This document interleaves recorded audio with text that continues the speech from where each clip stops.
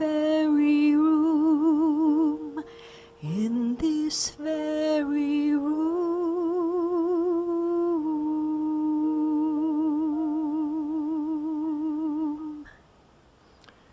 And let's turn within and bless our time together. I embrace the presence of God in me. I can feel that Spirit within me, and I know that Spirit is everywhere present, fully present in me, and I also know that Spirit is fully present in you. Tonight, we center some of our thoughts around Jesus. And thinking about Jesus and the different themes that he touched on, he touched on the kingdom is within us, something that we know and we practice. He touched on the kingdom is now, in this moment. He said that we are one with God and one with one another. That we live and move and have our beingness in God. And so all of my words are spoken from this awareness that we are one with Spirit and one with one another. I bless this service, every word, every song, every prayer, serving to uplift and inspire us as individuals and as a community. I'm grateful for all those who came early to prepare this service so that it would be beautiful and perfect in every way.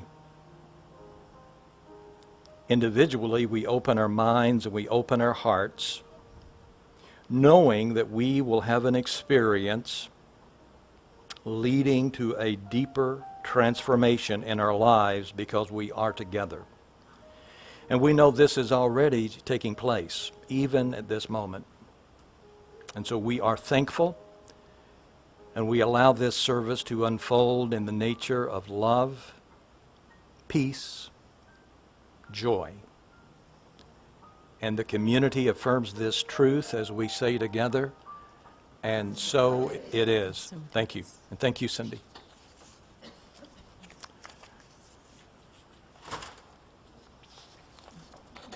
Jesus, I didn't say Jesus because the notebook fell. Jesus had ministered for about 3 years, and he came with his disciples to Jerusalem to the Passover. Every Jewish male aged 12 and up was expected to come to the Passover. So it wasn't unusual for him to come with some of his followers. And he already was quite well known. He was well known as a teacher and well known at that point as a healer. And many thought that he might be the one they had been looking for. They would have called him the Anointed One. We think of anointed as translated as Messiah. And people were looking for all different kinds of things. Sometimes people today think mainly about him dying for sins and taking sins away, but that's probably not what most of those people were thinking at all. People have celebrated, and Rev Dusty talked about that last week with the palm leaves, and they were casting flowers and things and celebrating who he was. And that was the common people, and the common people seemed to really love him. Common people still loved him probably, but by midweek, the tone had changed about how people were thinking of him. Not so much with the common average person, but especially with the religious leaders. And he had done something that probably sealed his fate, because once he had done this one thing, that's when the people had meetings and got together and said, we're going to kill this man. And it was really based more than anything else on financial decisions. The temple cleansing was the key element. And I want to say a few things about the temple, and it is central to what I'm going to be saying tonight, because the temple really played into what was happening in their culture. For Jesus, the temple was a place where people would find that they are one with God. For him, it was a deeply spiritual thing, and people would come, and it would be very quiet and very sacred. To the religious leaders of the day, it was really all about money. The temple was a huge area. I didn't always know that, and once I found that out, it was even more interesting to me. The temple area would cover about 35 acres. So that's a huge, huge facility. And they had something called the Court of the Gentiles that would take up about 10 acres. Now, they used to have the animals because they would sacrifice animals. They used to have the animals stored in stalls across the Kidron Valley, over on the slopes of the Mount of Olives. But they, for one reason or the other, and I'm sure it's financial really, they moved all of those things over into the temple. And so the Court of the Gentiles was the place where the non-Jewish people could come, pray, worship God, and have a spiritual experience. So it was an important thing for the people. And they had filled that up with all those animals. And so they had all the animals, all the stalls, and everything that would be coming out of the animals would be there as well. So you can imagine, wasn't quite a very pleasant place if you're coming to have a quiet, devoted time of prayer. The reason they had the animals there was because they wanted to sacrifice certain animals, so they would have sheep, and they would have doves, and they would have probably cattle as well, oxen. And people would be coming from miles and miles away, so most people couldn't bring animals with them, so they needed an animal to sacrifice. And so maybe the animal's worth a couple of bucks, but when they had to buy one there, it might end up costing a couple $100s. And so they were cheating the people, abusing the people, really. They had to use temple money. They couldn't use their normal money, and so they had tables like bankers, and they were called money changers. And so they would come and they would have to exchange money so they could give it to the temple. And in doing so, they were losing lots and lots of money. It was said that a dove would be worth about a nickel, and they were selling them for about $4 in the first century. So that gives you an idea of what was taking place. So Jesus gets there, and he is quite angry about it. And it says that he watched this for a long period of time. And I just love the history of this, because it says that he started picking up some ropes and different items and began to make a whip. And he apparently made quite a nice one. Because it goes on to say that he at a certain point just exploded. Now this is a big place. So if you thought he cleansed the temple in about 5 minutes, probably not. I mean, you're talking about a man who has exploded, turning tables over, freeing all the animals and letting them out, and running all these people out of the temple area, and it's 35 acres he's dealing with. So we're talking probably, at least an hour of activity. And it's interesting to me, it would be interesting to me, that nobody stopped him. Nobody said anything. They talked to him later, but nobody said anything at all. He had been a carpenter. As a carpenter back then, you couldn't go to Lowe's and buy your wood. You had to chop your trees down. You had to trim the wood. So this is a massive kind of individual. He was camping out every single night. He was walking everywhere he was going. And so this is someone who's pretty strong. And apparently it says that he was eaten up with fire and passion. So he ran all of these things out. And he said, "You've turned my father's house into a den of thieves." And so that was the activity. And that's when the religious leaders got together outside and said, "We're going to kill this man. We've got to get rid of him. He's going to destroy our operation." And when they approached him and they asked him, "What authority do you have to do something like this?" he said, "Destroy this temple and I'll raise it up in 3 days." They laughed and said, "It's taken us 46 years to build this temple, and you're going to raise it up in 3 days?" And he said, "The temple I'm talking about is me." And he said to these religious leaders, "Kill me, and I'll rise in 3 days." Now, whether you believe historically he did that, as you look back at all the things that happened, whether he was being historical or metaphorical doesn't really matter, because in many ways he did rise in 3 days, and it changed everything over time. So it's very, very interesting to me to read about how he behaved and the kind of thing that he said. And so today is Good Friday. I told you before, Olivia had said, why do we call it Good Friday? You know, he got killed. That's a bad Friday. But I think probably people who look at it from a spiritual standpoint alone would look at it and feel like, well, he was helping us out. He was dying for our sins. So let's call it good because of that. But if we think about the time that's involved, this morning, Friday, he would have been crucified about 9 a.m. And about 3 p.m., he would have said something like, it's finished, it's done. And then he died. Easter is a complex thing for us. It's complex and has lots of implications because even with a small group like this, we've come from so many different places. Some of us were raised as Christians, some Catholic, Mormon, Jehovah's Witness, Jewish, Buddhist, Hindu, pagan, no religion at all. And so we come from many different places, and all of us see this story. I don't know how many people are here, but if I say 50, we have 50 different views of this story, and I think that's perfectly fine. The story is still compelling to me, and I find that interesting because as a little boy I believed one thing, and then as an adult and going to graduate school, I learned a lot of different ideas. But this story, reading through it, is still quite compelling to me. I read one person that said, I love listening to the story of Jesus, not pressing to know if the story was real or maybe it's just merely true. And I like that a lot. You see what I mean? I mean, sometimes things might not be exactly real, but sometimes they can be more true than anything else. And the culture that Jesus was living in was so different. We actually know so little about him.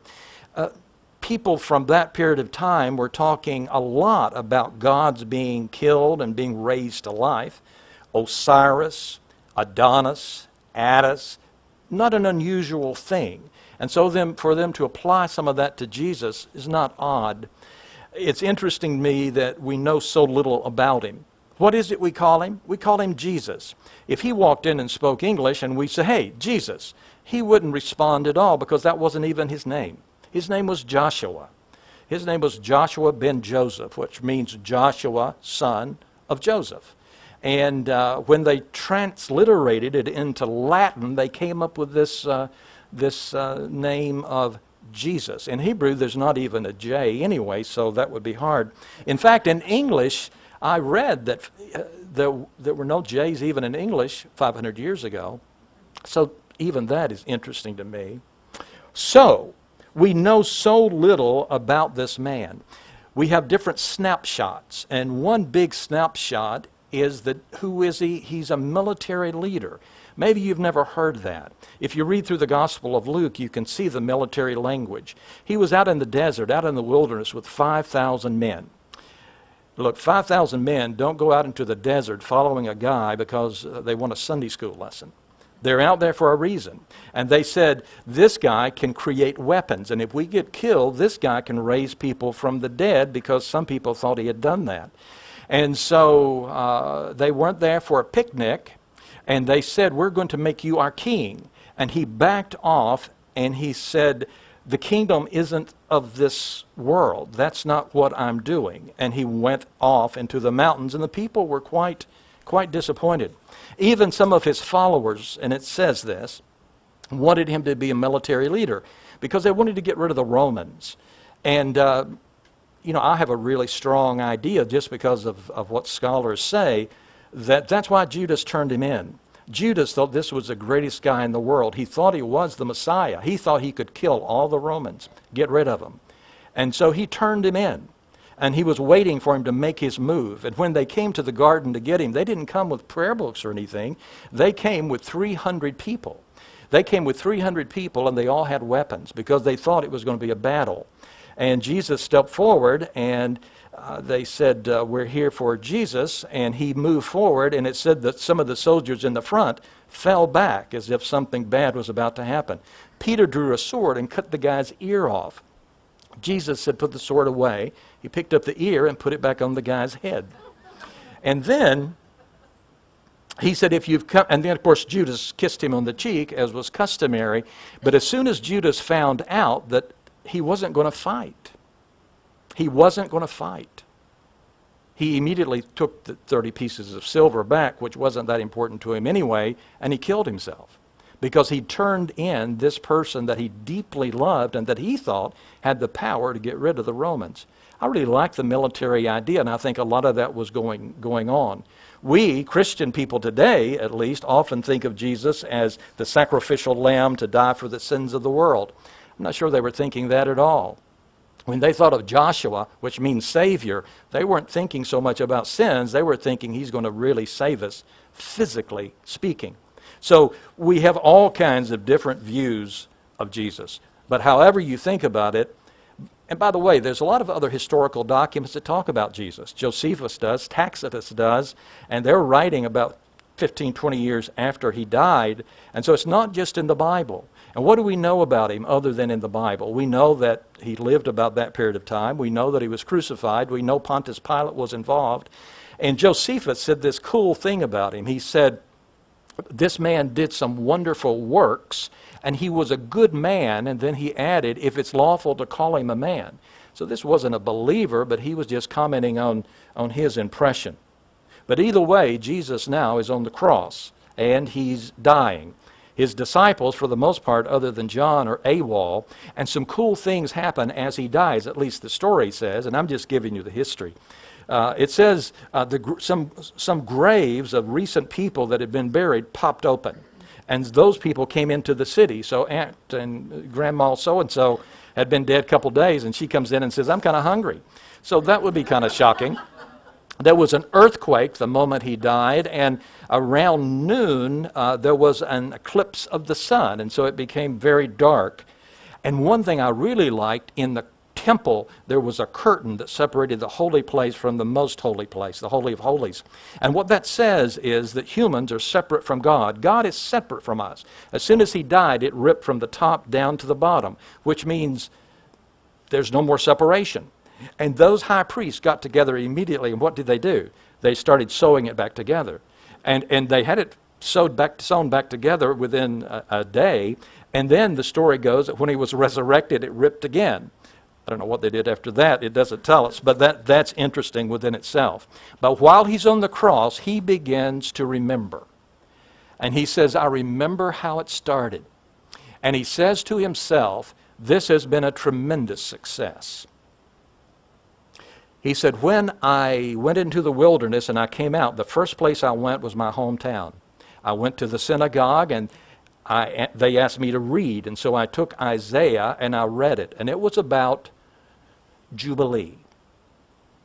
Jubilee.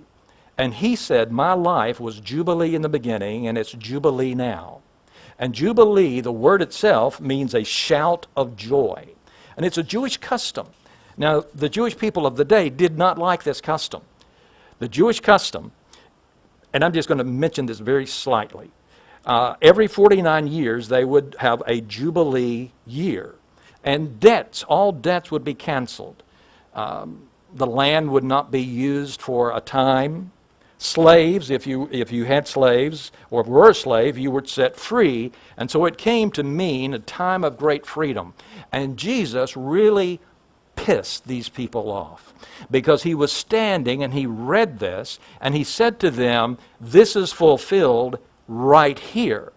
And they punched each other and said, isn't this Joshua? We know him. We saw him grow up. What is he talking about? And he said, this is talking about Jubilee. And then he said, I am the Jubilee. I am the freedom. I am the hope. And they, of course, escorted him out, took him to a cliff to push him over and kill him. And it said he did one of these tricky things where he turned, and all of a sudden he was able to move through the crowd, and it said no one touched him. So it's interesting. But when he died and he said it's finished, he was saying mission accomplished. And it all centered around the idea of Jubilee. Cindy is going to do a song. Karen, are you going to sing with her? Here's a song.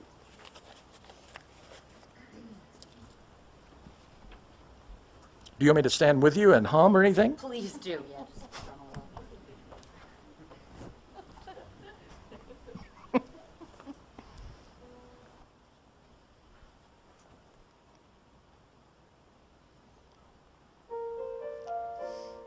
Ooh,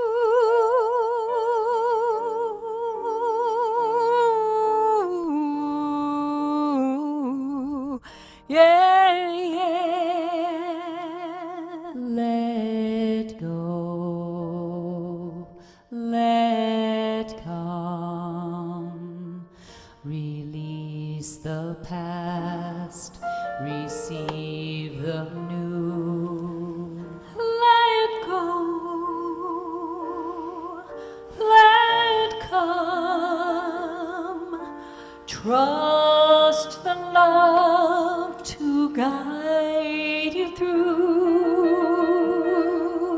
There's a greater possibility rising up inside of me, but the wounds of my past won't let go.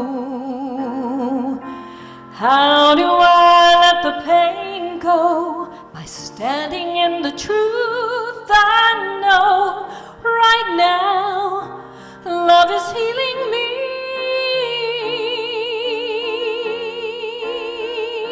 Love is healing me.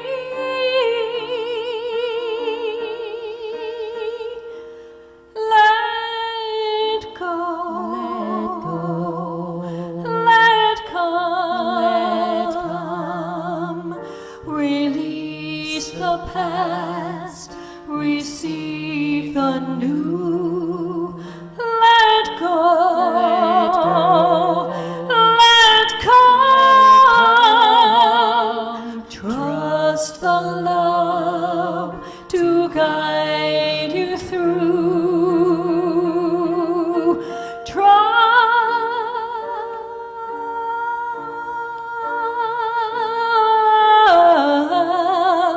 trust, ooh,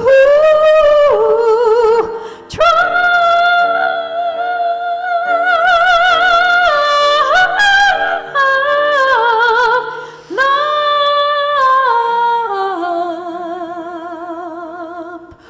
right now, right now, right now.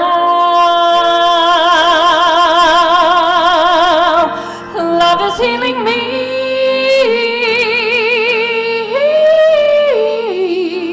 Love is healing me.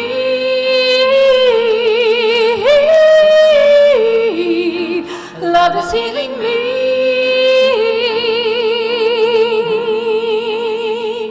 Love is healing me.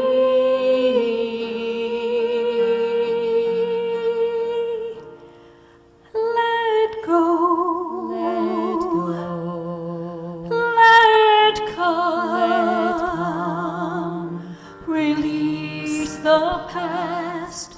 Receive the new. Let go. Let come. Trust the love to guide you through. Trust the love to guide you through. Trust the love to guide you through. Trust the love. Trust love.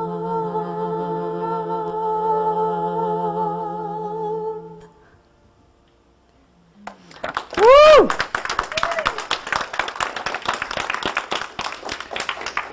Well, that was beautiful. Thank you, Cindy and Karen, and thank you, Reverend Bill. I hadn't even heard some of those stories. That was awesome with my limited religious background. So, at the very end of the talk, I was getting a little nervous there for a minute, like, because the whole thing I'm talking about is the metaphysical look at the Jubilee And he didn't even mention it till like 2 minutes before the end of his talk. I was kind of like, whew, oh, I'm going to have to punt here. So, the Jubilee, a time in which the slaves were freed and debts were forgiven, a time in which not only was the land returned to the original owners, but that it was required that it lay fallow for a period of 2 years. So if the stories in the Bible are metaphysically about us, about our story, then what is it that this idea of the Jubilee, and it even became more alive for me knowing that Jesus had said that, I am the Jubilee. What are we to learn from this time? Who do we need to be? What do we need to do in order to live a life of freedom? To step powerfully into that way of living. And I found a talk by a man named Steve Myers in which he talks about what he calls the 3 R's of the Jubilee. And so tonight I'm going to talk about them, but in a little bit more metaphysical way than he originally did. So the first R is return. And in the year of the Jubilee, all of the land was to be returned back to the original owners. Now, metaphysically, land, any kind of land, represents consciousness. So in this case, our consciousness or our awareness is to be returned back to our source, back to the divine, back to God. That we are to return back to our divine birthright, our divine inheritance, that we are to remember who and whose we are, divine emanations of God, that we should, the invitation is that we should stand firmly grounded in our unity and our oneness with God. Now for me, this is the idea of the atonement, or as the Course in Miracles would describe it, the at-one-ment. The at-one-ment. So the purpose, according to the Course in Miracles, of the atonement or the at-one-ment is to undo all of the errors of our mind. All of the errors of our mind. That the problem is that we've been thinking of ourselves other than something as divine emanations of God, other than something that would imply that we are eternal spirits. And that thinking is mistaken thinking. That thinking is stinking thinking. I haven't heard that for a while, and it just came out. Now, when we align with these mistaken thoughts, then that becomes the source of fear in our lives. Those thoughts and our aligning with them. And as we are willing to let all of the errors of our mind be corrected, then the atonement or the at-one-ment uproots this source of fear. And that fear leaves. It was because it was connected to the up part. I've gotten the roots down, but then when I had to put it with the up part, then it came out as uproots. Can you see how that could happen? Good. Anyway, I could see them laughing over there. I knew what it was.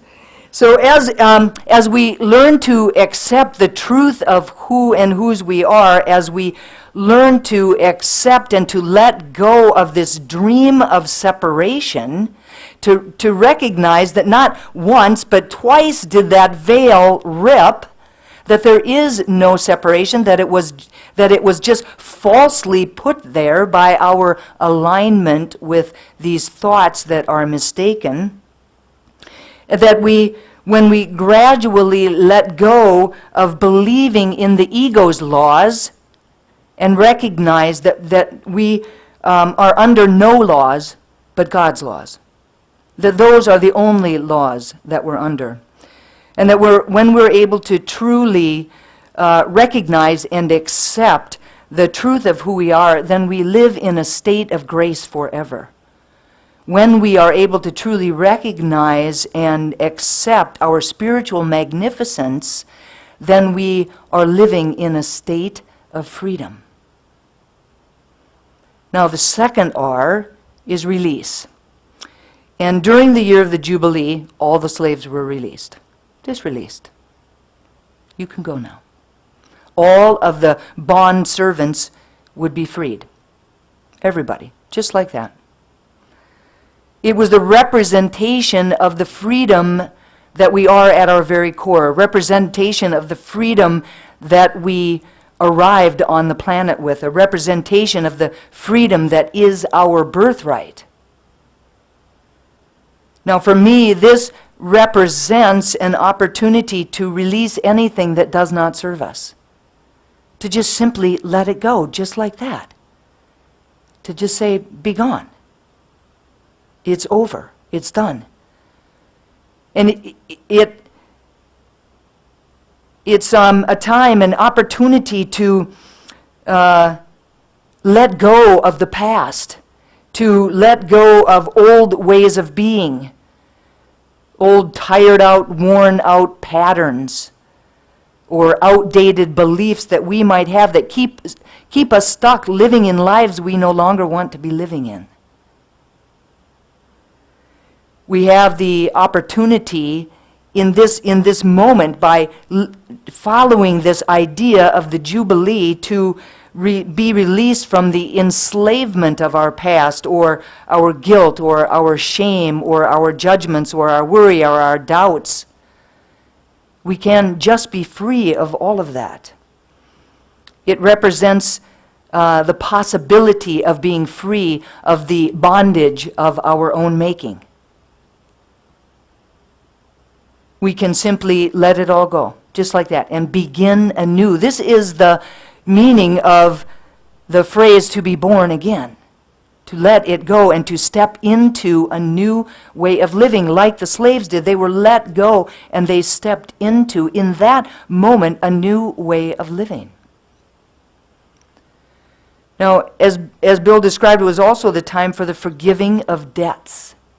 Now, in the year of the Jubilee, this was mostly speaking to the forgiveness of money debts that had been owed for 49 years, right? And they were just let go. But I believe that the invitation today for us metaphysically is an invitation to forgive in many ways and in many directions. That it's an opportunity to forgive not only others, but also to be able to forgive ourselves. Edwin Gaines says, forgiveness is not something we do for the sake of another person. Forgiveness is something we do for ourselves. Forgiveness frees us from the endless loop of blame and bad feelings that keep our minds focused on all of the wrong things. So in forgiveness, it doesn't mean that we have to forget. It doesn't mean that we're condoning bad behavior. It doesn't mean that we have to invite this person or these people out to lunch or to dinner, that they don't have to become a part of our lives again. But what it means is that we are, in this moment, not ever again allowing them to have power over us. That we are freeing up our own consciousness of anything that could be getting in the way of our good. So when we are standing in a place of unforgiveness, that's resistance to the flow of our good. Catherine Ponder says, when you hold resentment toward another, you are bound to that person or that condition by an emotional link that is stronger than steel. Forgiveness is the only way to dissolve that link and get free. So when you embrace forgiveness as a spiritual practice, new life emerges out of that. And wonderful opportunities are created for that new life to be fully expressed. When we live from a context of letting go and from forgiveness, we live in a state of freedom. Can you see how that would be? The third R is revitalize. Now, during the year of the Jubilee, and you know what I found out? Some guy had done some really like elaborate calculations, and that we actually are right now in the year of the Jubilee. That it began in September of 2015, and it goes to September 2016, according to this person's calculations, and I did see it in 2 different places, so that's kind of cool, yeah? Even more powerful this evening. Thanks for bringing it up, Bill.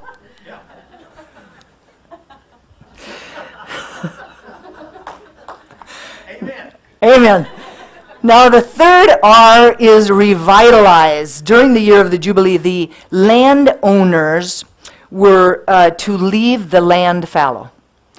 They were not to cultivate it, but to simply let it just sit there. Just sit there. So it was resting. And it was resting by not being plowed. It was resting by not having crops in it. It was replenishing. It was revitalizing. It was restoring. Can you see how the land, the soil of our consciousness, could use that also? Yes? So in order for us to grow spiritually, we have to get still. We have to get quiet. To turn away from the constant doing that we're always engaged in and be willing to simply rest in being. To simply just sit there.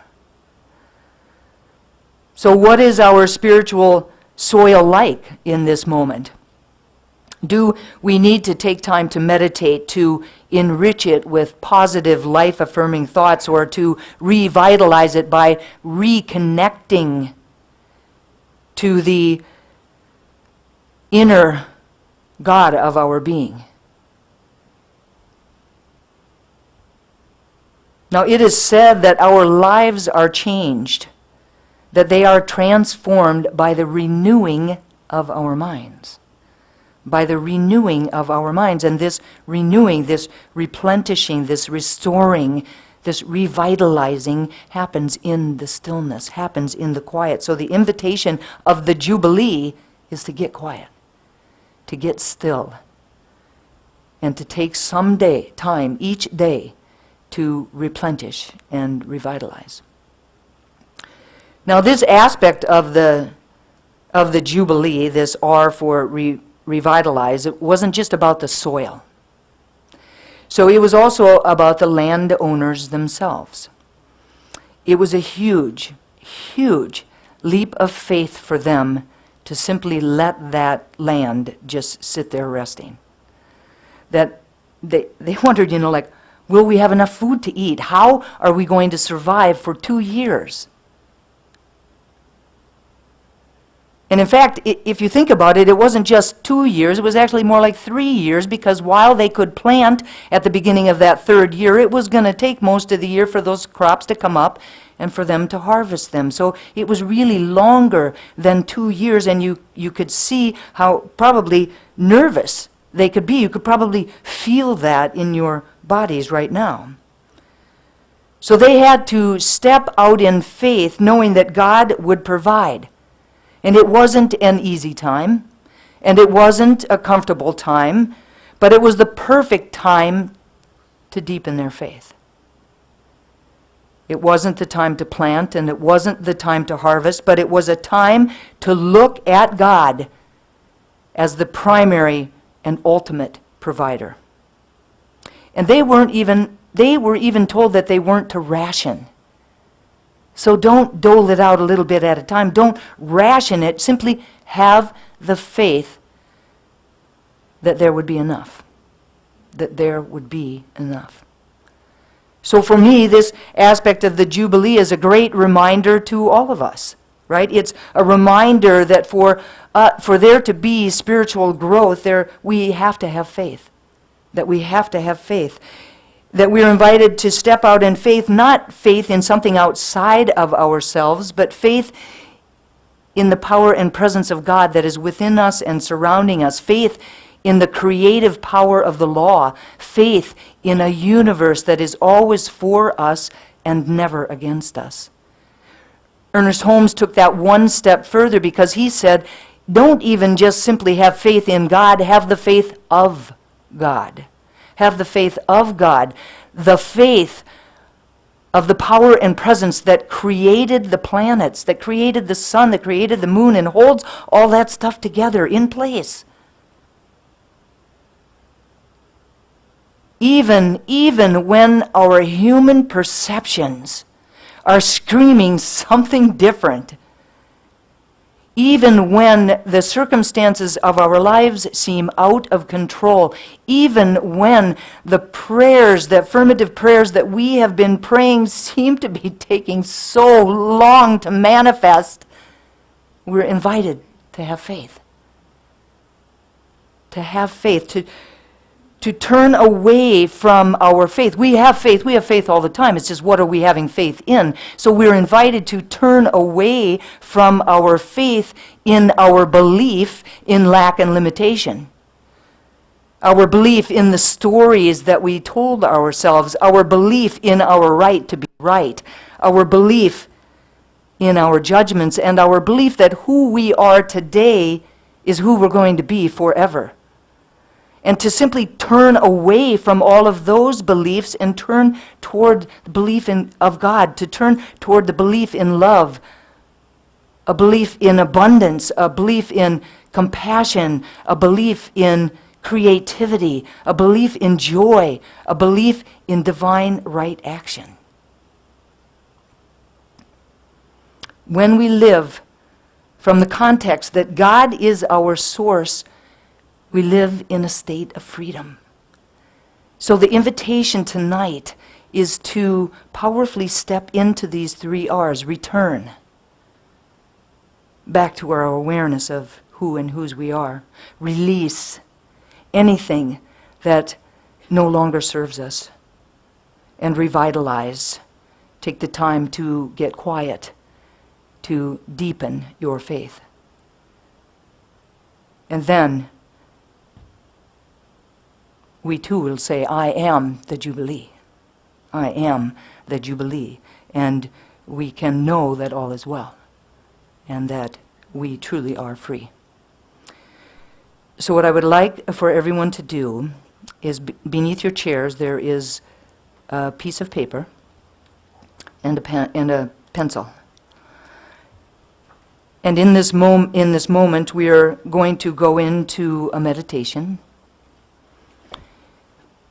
And when you're finished, just simply be finished and stay where you're seated. The ushers are going to kind of help everyone to do this in a little bit of an organized manner. So I just invite you to turn within, to close your outer eyes.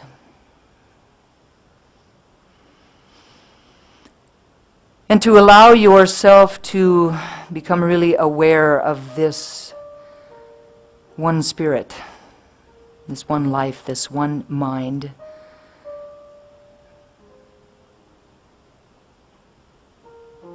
The very essence of wisdom that is, even now, permeating all of yourselves.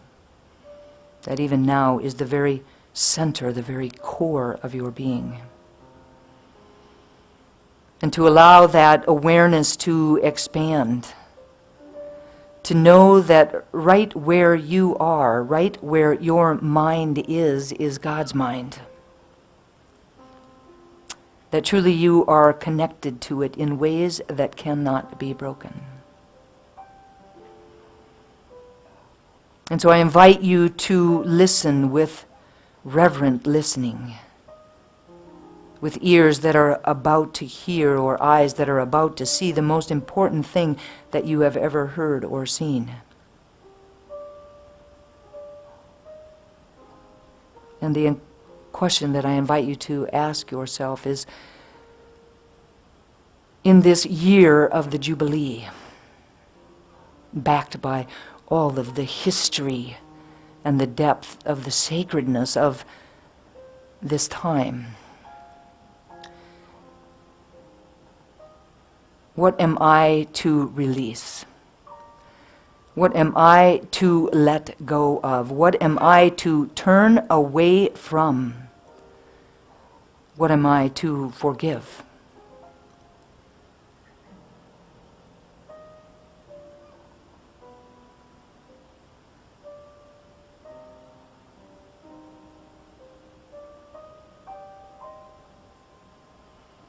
And to just listen for the answer.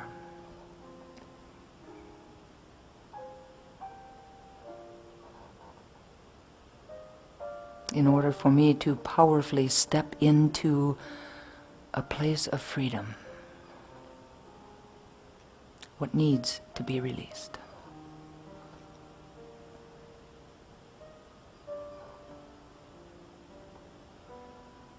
What needs to be forgiven?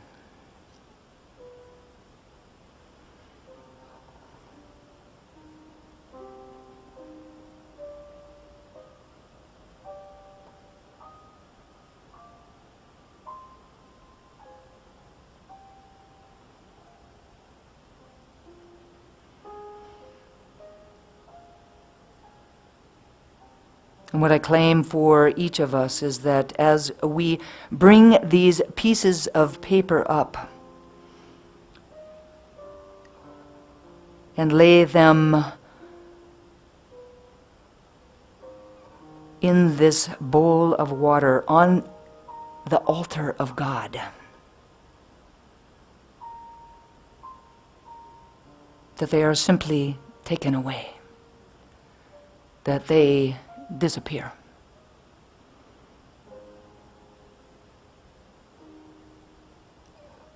And that we move forward anew, refreshed, revitalized, restored.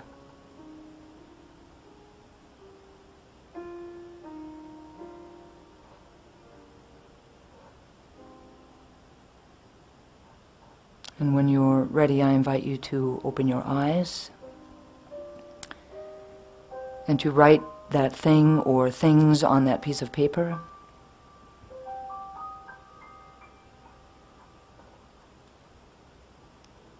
And then as the ushers come up to your rows,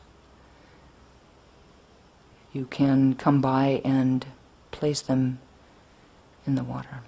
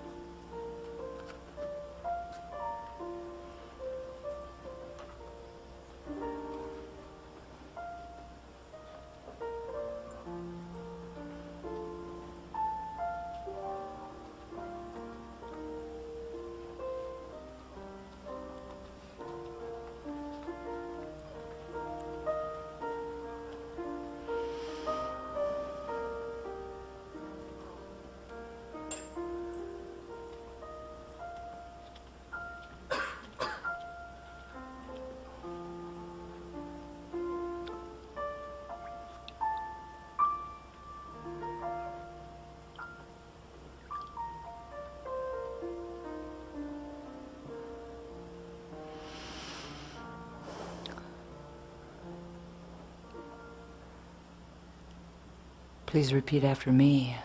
I am the Jubilee. I am the Jubilee. And so it is. So it is. Mm-hmm.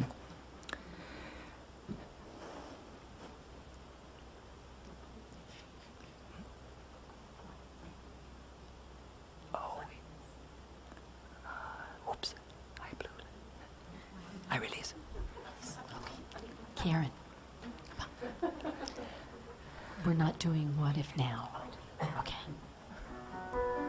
What's happening? Oh, it's crooked. There was a time in my life I thought I'd have to do it all for myself. Didn't know the grace of God was sufficient. Didn't know the love of God was in hand. But now I can say, if you are discouraged, struggling to make it through another day, you've got to let it go, yeah, let it all go. And this is what you have to say: I release and I let go. I let the Spirit run my life, and my heart is open wide. Yes, I'm only here for God. No more struggle, no more strife. With my faith I see the light. I am free in the Spirit. Yes, I'm only here for God. I release and I let go. I let the Spirit run my life, and my heart is open wide. Yes, I'm only here for God. No more struggle, no more strife. I let my faith, I see the light. I am free in the Spirit. Yes, I'm only here for God.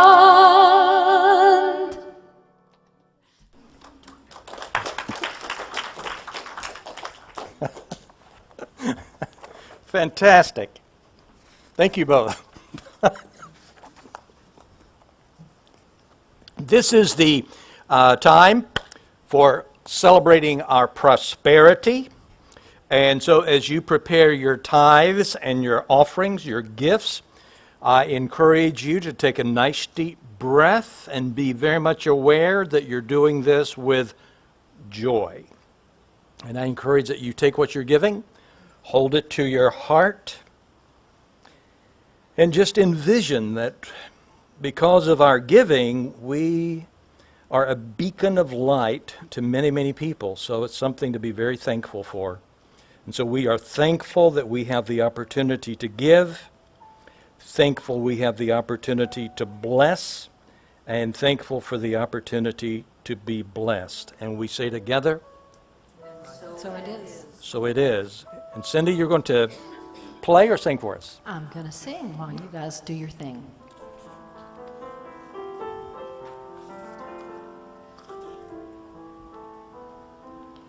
I've spent so much time thinking about all the things I'm not, ignoring my own gifts for the things I haven't got.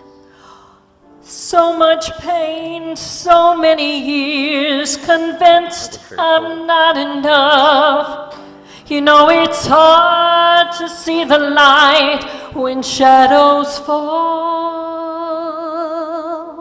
I've been blinded by my history, carrying the past.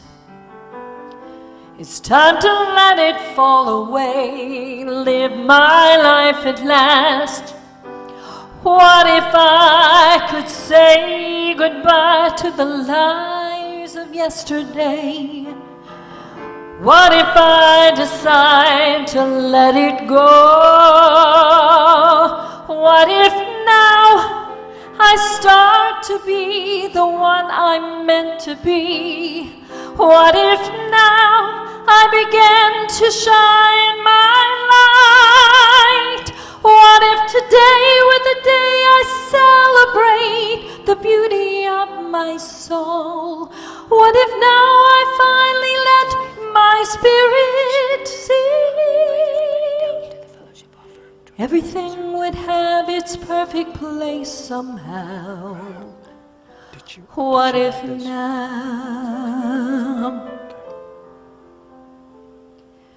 the voices in my memory are heartless and unkind? I would never say to anyone the things I say in my own mind. It's time to love myself for all I am and all I'm not. It's time to find the strength to free my soul. What if now I start to be the one I'm meant to be? What if now I begin to shine my light? What if today is the day I realize the beauty of my song? What if now I finally let my spirit sing? Everything would have its perfect place somehow. What if now?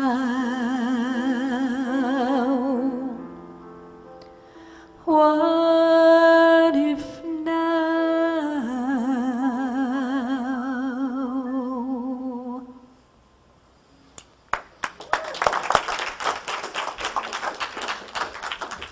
Cindy, fantastic.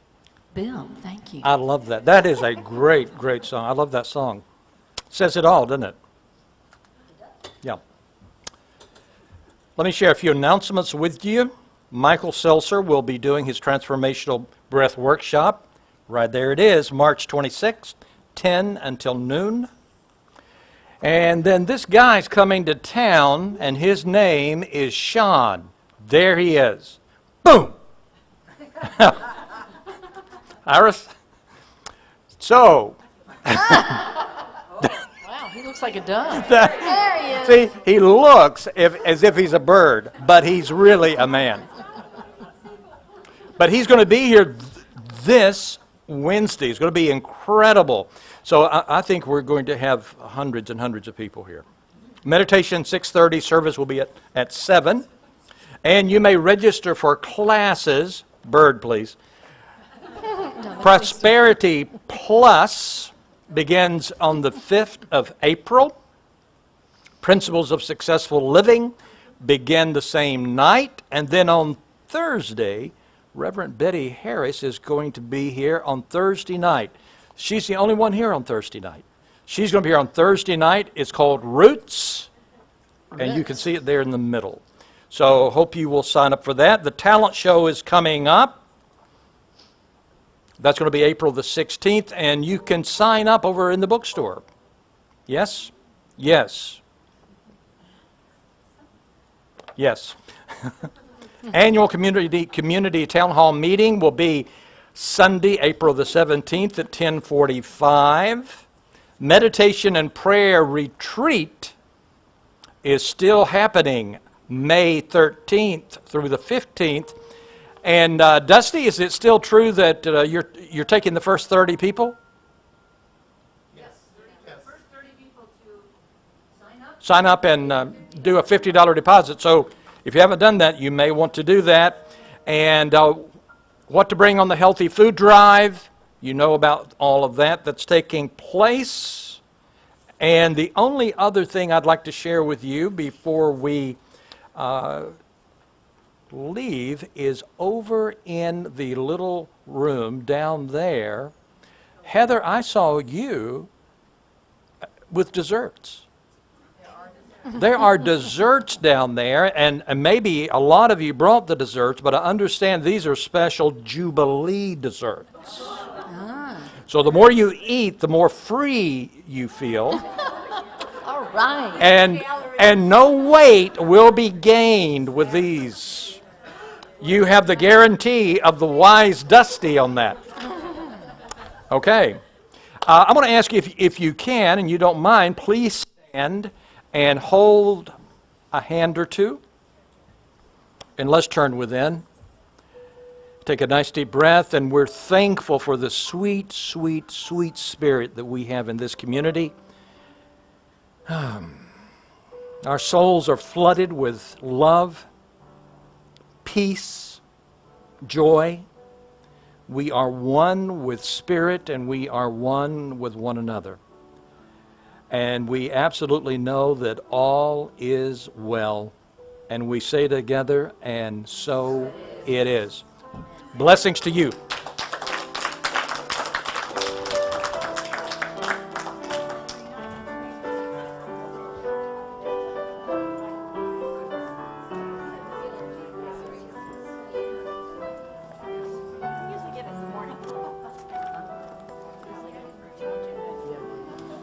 Good job. Good job. Enjoyed it. It's fun. Very good. Enjoyed the.